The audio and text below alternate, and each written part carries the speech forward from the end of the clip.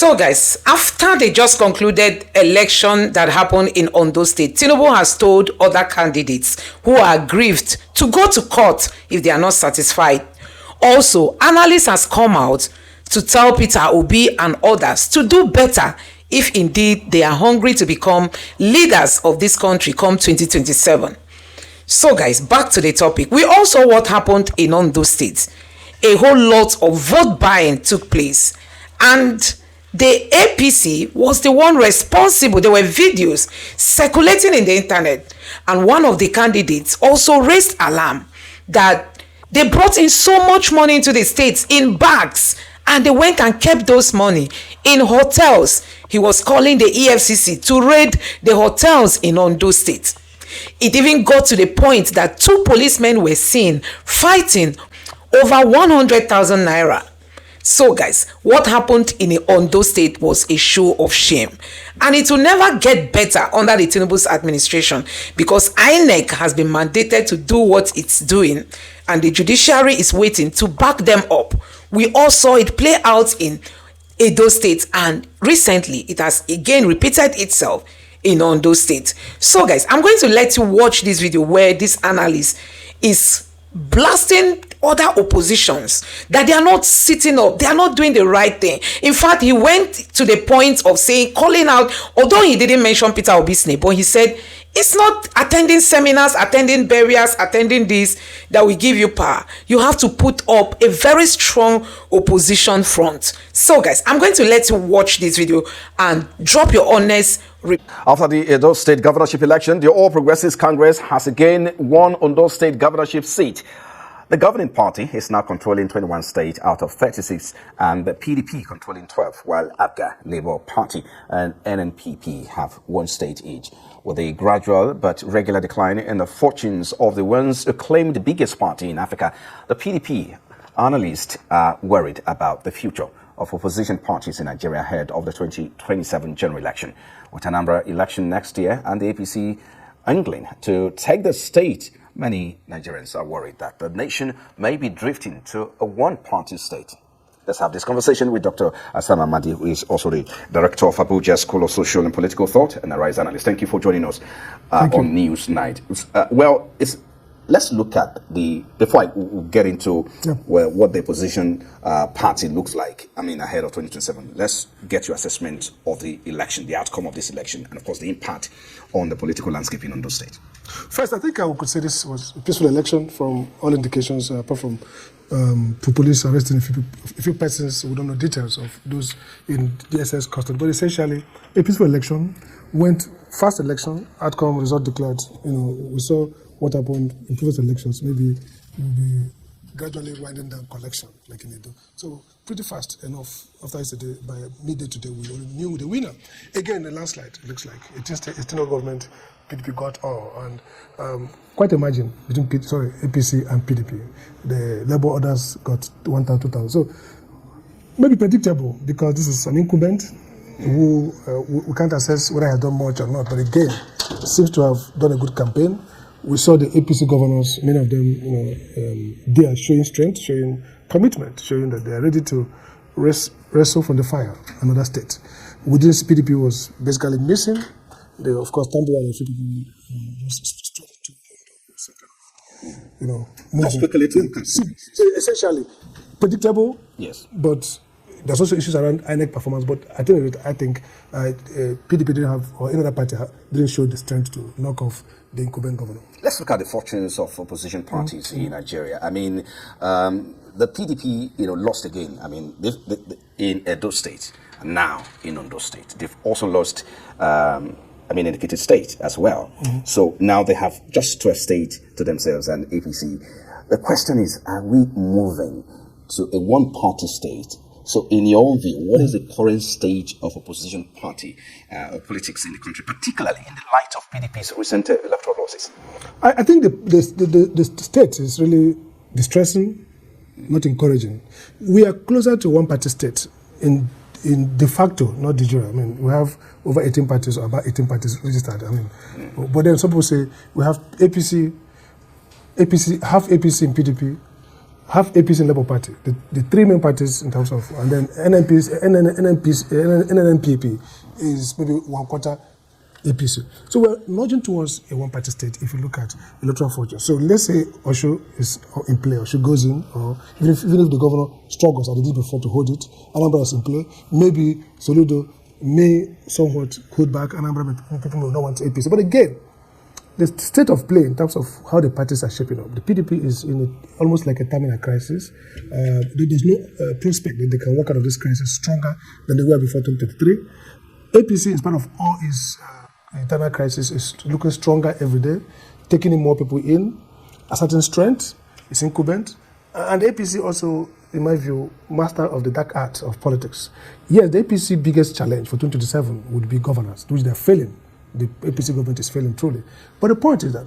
You think so? Because I think so. The government has been, looking at his achievements. I mean, they've been reeling out what they've been doing in terms of governance. I don't think we can have any argument. Look at what happened in the US. Now, by the way, IMF, that is a strong supporter of this government, admits that it has not worked. So I'm not saying they're not making efforts. Maybe they're making good effort. Maybe they're trying. But the result is that if you base it on the indicators that matter, inflation, livelihood, security, look at the number of kidnapped, look at what happened in Sokoto, look at the multiplication of terror groups. So they have failed in the three major policy areas: economy, security, national cohesion, and deficit. But that's not the point. The point is, in real democracy responsiveness, electoral democracy is premised on the idea that if a party in power doesn't deliver, and if you are 8 years in power, actually, even if you deliver, you likely lose. It was an example in the US. Some argue that Biden didn't do badly, but the result is that you have to go.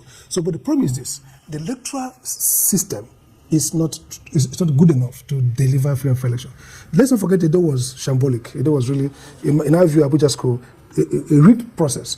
Ondo may be better. We yet to look at the reports coming out. But the point is that with the president still appointing INEC officials and the tenure of the chairman will go when the president will appoint his own person, so the PDP's status where they are today does not encourage that there will be a strong opposition. Again, the other is competitiveness. It doesn't matter whether Tinubu wins or doesn't win. What matters is that the electoral system is so competitive and fair that a party that's not doing well, the people can oust them from power. But the electoral system is trapped, and PDP's and Labour Party's weakness, the confusion in their rank, makes it even more difficult for them to. Right now, there's no advocacy for electoral reform. So the problem with this process is that we're going to be a multi-party in name, but the electoral system that is not credible, and the weak opposition, and the process of poverty. Part of the what come out of Ondo is clear vote buying, daylight, vote trafficking.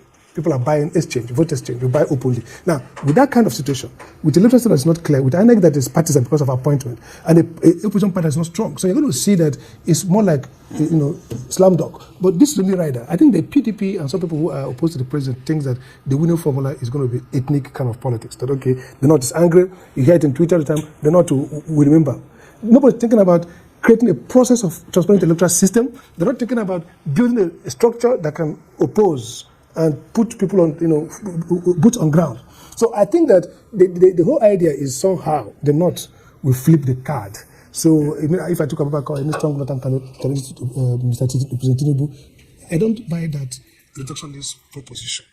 I think that the two biggest challenge to the presidency the second time is governance. Right. Whether doing well. But then, so far, they're showing more strength to cash out electoral victory. Let's look at, looking ahead of the 2027 general elections.